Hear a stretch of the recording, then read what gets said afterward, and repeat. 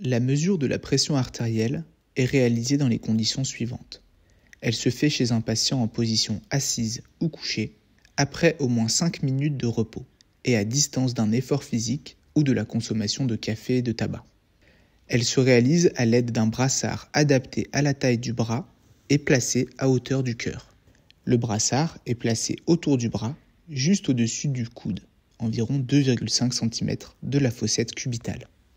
Pour mesurer manuellement la pression artérielle, il faut un manomètre branché sur le brassard et un stéthoscope posé en regard de l'artère humérale, juste en dessous du brassard.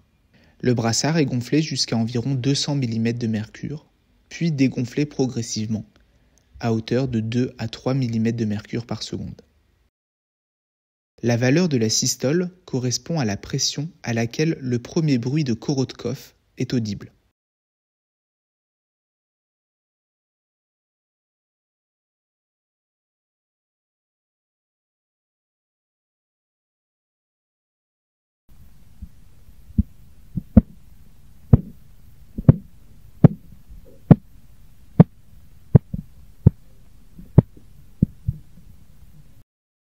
La pression à laquelle le bruit de Korotkov disparaît correspond à la diastole. La pression artérielle différentielle, ou pression artérielle pulsée, est la différence entre la pression artérielle systolique et la pression artérielle diastolique.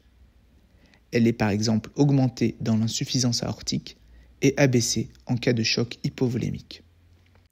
Si le bruit de Korotkov est audible dès la pose du stéthoscope à 200 mm de mercure, il faudra gonfler le brassard davantage car la pression artérielle systolique est probablement supérieure à 200 mm de mercure.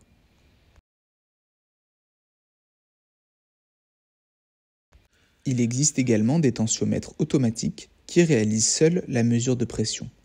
Il faudra néanmoins bien s'assurer de la position du brassard et du patient lors de la mesure. Pour obtenir une valeur de pression artérielle, on réalise 3 prises de pression artérielle. La première permet une approximation et les 2 suivantes sont notées. Leur moyenne sera alors retenue comme mesure. Une pression artérielle normale au repos est inférieure à 140-90 mm de mercure.